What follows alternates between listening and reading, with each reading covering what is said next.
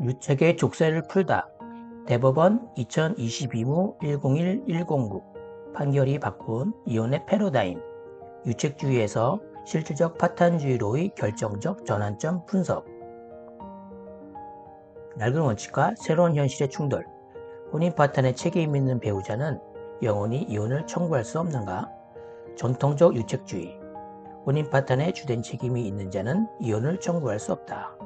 신의칙이나 축출이혼 방지, 약자 배우자 보호. 현실적 파탄주의. 회복 불가능한 파탄 상태라면 책임 소지와 무관하게 이혼을 허용해야 한다. 개인의 행복 추구권, 형식만 남은 혼인의 강제 유지 방지.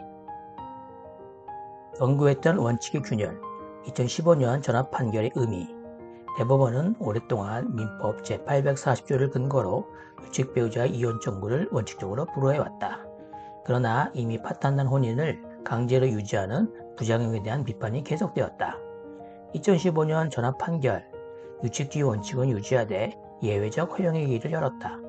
유책성을 상쇄할 정도로 상대방이나 자녀에 대한 보호와 배려가 이루어진 경우, 세월의 경과로 유책성과 상대방의 정신적 고통이 약화된 경우, 상대방에게도 혼인계속 의사가 없음이 객관적으로 명백한 경우, 오기나 보복이 아닌 경우.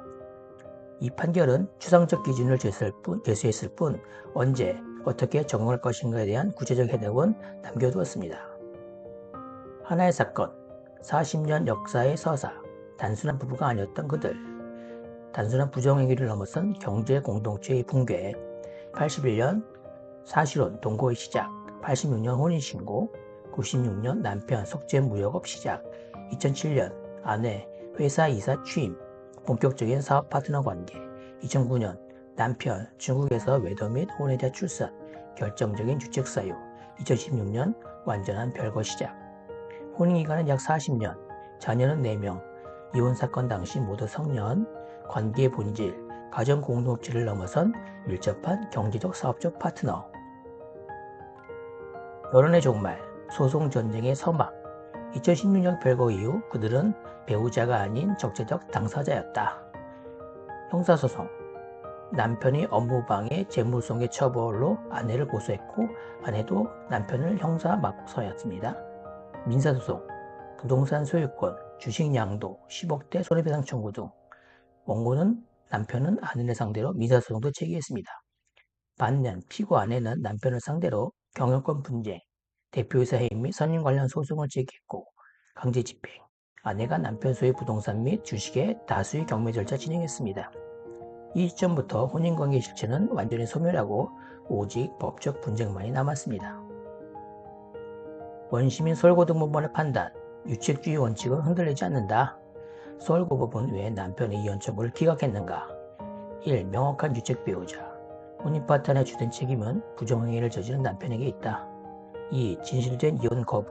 아내의 이혼 거부는 오기나 보복적 감정이라 단정하기 어렵다. 가정을 지키고 싶다는 주관적 의사를 존중해야 한다. 3. 희석되지 않은 책임. 세월이 흘렀으나 남편의 유책성이 이혼을 허용할 만큼 희석되었다고 보기 어렵고 아내의 정신적 고통은 여전하다. 원심은 최초의 파탄 원인에 집중하여 파탄 이후 수년간 벌어진 쌍방의 적대적 행위의 의미를 평가절하였다. 서울고법과 대법원의 다른 질문, 다른 대답. 원심인 서울고법은 초점을 과거에 두었다. 누가 이 부를 처음 냈는가? 판단 기준, 최초의 유책 사유, 남편의 부정행위란 원죄에 집중. 결론, 유책 배우자 이혼 청구 기각. 대법원은 초점을 현재, 이 집은 회복 불가능할 정도로 타버렸는가? 판단 기준, 객관적인 혼인 파탄의 실체, 6년의 별거와 소송 전쟁이라는 현재 상태에 집중. 결론, 파기환송, 이혼 허용한 취지의 파기환송. 새로운 법리, 유책성은 희석된다. 책임은 고정불변이 아니라 시간과 상호작용 속에서 변화한다. 최초의 유책, 남편의 2009년부터 11년의 부정행위, 희석 요인, 시간이 경과했고 상대방의 대응, 상호 적대감, 희석된 유책성, 책임의 상쇄 및 희석. 대법원 논리, 최초 유책은 남편의 부정행위 시작되었다. 희석 요인, 시간의 경과, 6년 이상의 장기 별거, 상대방의 대응, 아내의 지속적인 민형사 소송과 강제집행, 상호 적대감, 쌍방의 비방과 공격으로 회복관계 가능성 소멸. 최초의 유책 배우자에게 파탄의 책임을 온전히 지우기 곤란한 상태, 피고 역시 갈등을 증폭시킨 책임이 있으며 이로 인해 원고의 초기 유책성이 희석되거나 상쇄되었다. 새로운 법리, 의사는 말이 아닌 행동으로 증명된다. 대법원은 혼인을 계속한 의사를 어떻게 판단했는가? 피고 아내의 주장, 주관적 의사, 남편을 사랑하며 가정을 지키고 싶다. 이혼할 수 없다. 법정에서의 진술만으로는 불충분하다. 피고 아내의 행동, 객관적 행위, 남편을 상대로 다수의 형사고소 제기, 남편 소유 재산에 대한 적극적인 강제 집행, 경매, 경영권 분쟁에서 적재적 태도 유지, 별거 기간 중 관계 회복을 위한 구체적 노력, 상담이나 대화 등 전무. 피고의 객관적 행위는 혼인을 계속하려는 사람의 태도로 보기 어렵다. 따라서 이혼 거부는 실질적인 회복 의지보다 오기나 보복적 감정에 기인한 것이다. 새로운 법리, 축출 이혼의 우려는 없다. 유책주의의 가장 큰 명분은 왜 이 사건에 적용되지 않았었나? 축출은 방지 요건 검토, 경제적 약자인가? 아니요, 피고는 회사 대표이사를 역임했고 상당한 재산과 경영 능력을 보유, 이혼 후 생계곤란 우려 없고 미성년 자녀의 복리가 침해되는가? 아니요, 자녀들은 모두 성년이었다.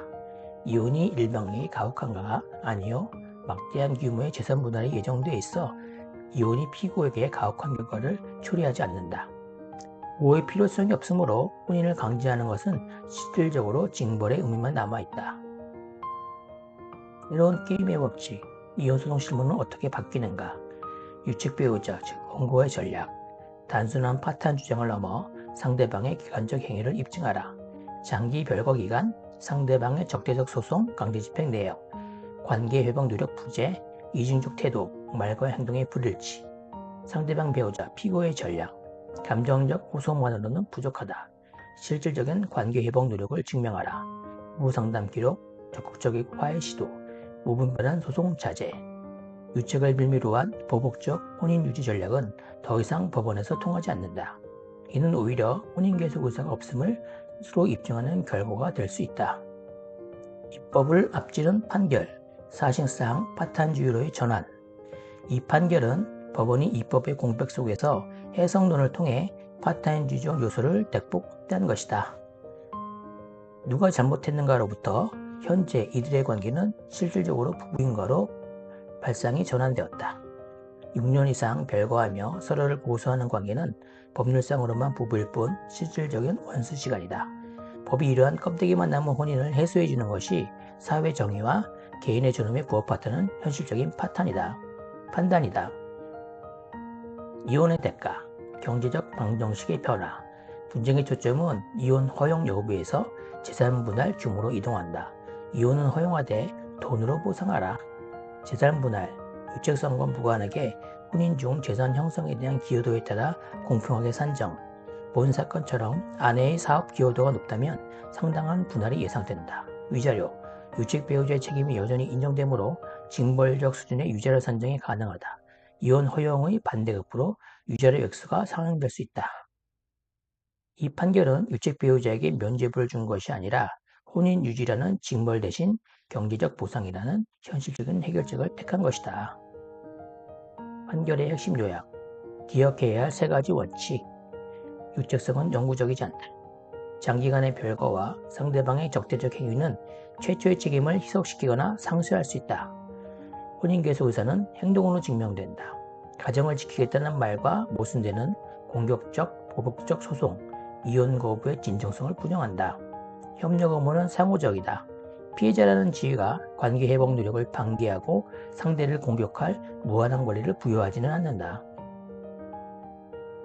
유책의 시대를 지나 관계의 실질을 묻는 시대로.